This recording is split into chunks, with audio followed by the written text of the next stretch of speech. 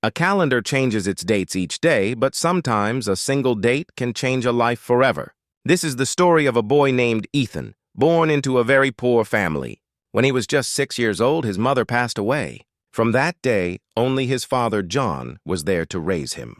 John worked very hard in a steel factory, earning just enough to survive. Even in those tough times, he made sure Ethan went to school. By the time Ethan turned 13, he already knew how to manage their small home. Every morning he woke up at 4, cooked meals for himself and his father, and then hurried off to school while John left for the factory. Their life was painfully hard, but neither ever complained. One evening, when John returned, he found their hut filled with smoke. Ethan had been trying to cook with damp wood, and the fire refused to catch. The room was choking with smoke, and Ethan was coughing badly.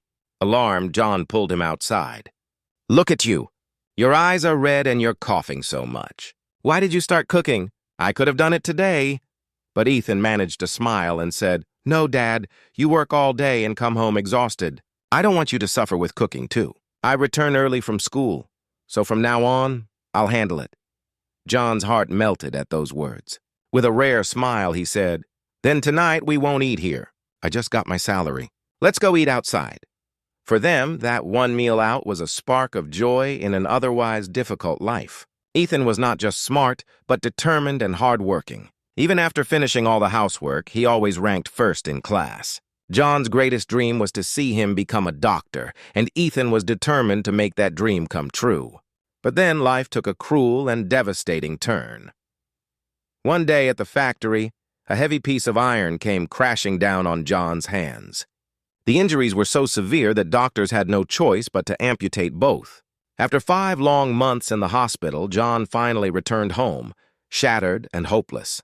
With tears in his eyes, he said, "I had so many dreams. First, I lost your mother and now my hands. All I wanted was to see you become a doctor, but now it feels impossible." Ethan sat beside him, held his father's arm firmly, and whispered, "Don't worry, Dad. Your dream is still alive. I promise I will become a doctor no matter how hard it gets." From that day on, Ethan carried every burden himself. He studied in the mornings, attended school, and afterward went door to door selling soap for a company. The little money he made paid for his fees and food. On weekends, he worked all day selling soap, but one week nothing sold. He grew exhausted, hungry, and broken inside. The deadline for submitting his college admission form was approaching, and he had no money left. That evening, after failing to sell even a single soap, he dragged himself to one last house, thinking, "If they don't buy it, at least I'll ask for food." A kind woman named Mary opened the door.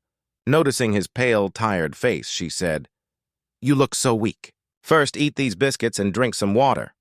After he ate, she asked, "Don't you go to school?" "Yes, ma'am. I passed 12th grade, but today I couldn't sell even one soap. I don't think I can pay my admission fees." Mary's heart softened. "How much do you need?" she asked gently. $500, he whispered. She went inside, came back with the money, and placed it in his hand. "Here, take this. Go and fill out your form." Ethan was stunned. Tears streamed down his face as he touched her feet, thanked her with all his heart, and ran to secure his future. Years passed. Through sheer determination, Ethan rose to become a respected doctor in the city and even opened his own nursing home. John's happiness knew no bounds. But one day, a critical case arrived at the hospital, one that would change everything. The patient was an elderly woman, frail and alone, with no family to care for her. She was in the final stage of TB with one lung completely destroyed. Without hesitation, Ethan told his team, "Admit her immediately." Dr. Michael, one junior, hesitated. "Her treatment will cost thousands." "I don't think she can afford it." Ethan's answer was firm. "Money doesn't matter. Life does. Admit her now." For the next 2 months, Ethan stayed devoted to her care. Day and night he remained by her side, ensuring she received the best treatment possible. Slowly she recovered, and at last the day came when she was ready to go home. Nurse Emily handed her an envelope. "This is your bill, ma'am." Mary's hands shook. "I feel better now, but how will I ever pay this?" Nervously, she opened the envelope, only to find no bill inside. Instead, there was a handwritten note. Don't worry. Your treatment bill was paid long ago, with the $500 you once gave to a boy selling soap. That boy is now a doctor, and he's the one who saved your life. He can never repay your kindness, but this treatment is his small gift to you. Mary's eyes filled with tears. Just then, Ethan entered the room, smiling gently. Yes, ma'am, he said softly. I am that boy. That day, you didn't just give me money, you gave me a future. You helped me become a doctor, and today I finally had the chance to return that kindness.